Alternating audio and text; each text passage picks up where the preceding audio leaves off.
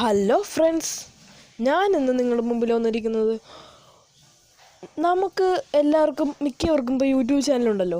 അപ്പോൾ അതിന് നമുക്ക് ഒരു ലോഗോ ഉണ്ടാവില്ല.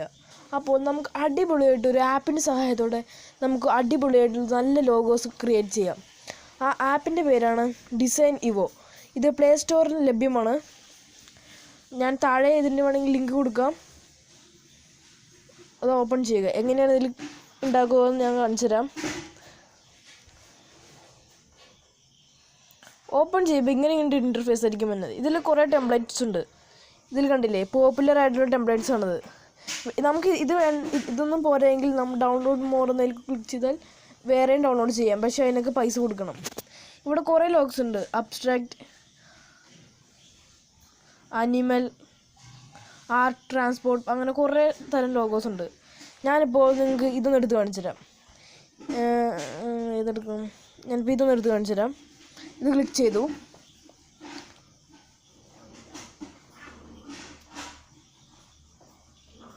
അപ്പോൾ ഇങ്ങനെ ലോഡിംഗ് ആയിട്ട് വരും. അത്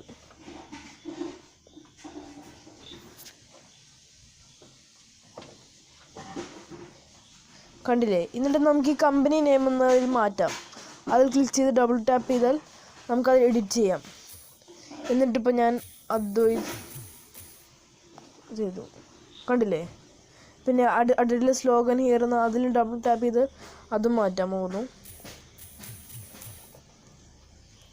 കണ്ടില്ലേ, അടിപൊളി ആപ്പാണ്. ഇതിൽ നല്ല ട്രഡീഷണലായിട്ട് പിന്നെ ബോൾഡ്, മെറ്റാലിക്, അങ്ങനെ കുറേ ഇതും ലഭ്യമാണ്. ഫോൺസും ലഭ്യമാണ് ഇതിൽ.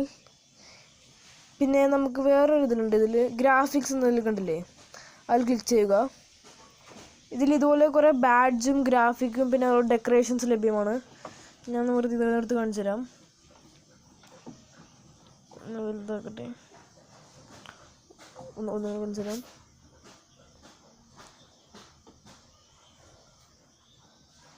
കണ്ടില്ലേ, അടിപൊളിയായിട്ട് ഇങ്ങനെ അടിപൊളിയായിട്ട് നമുക്ക് ഓരോന്ന് ക്രിയേറ്റ് ചെയ്യാം. ഇതിൻ്റെ കളർ നമുക്ക് വേണമെങ്കിൽ മാറ്റാം. പിന്നെ ഇത് സേവ് ചെയ്യാം. പിന്നെ ഇതിൻ്റെ ബാക്ക്ഗ്രൗണ്ട് കളറും മാറ്റാം. കണ്ടില്ലേ, അടിപൊളിയായിട്ട് നല്ല പ്രൊഫഷണൽ ലോഗോ നമുക്ക് ഈ ആപ്പിൽ നിന്ന് സഹായത്തോടെ നമുക്ക് ഉണ്ടാക്കാം.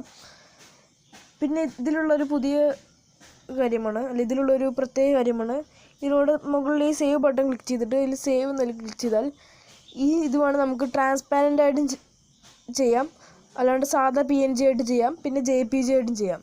PNG ആണ് എപ്പോഴും ലോഗോയ്ക്ക് ചേർന്നത്. ഞാൻ TNG കൊടുക്കുന്നു.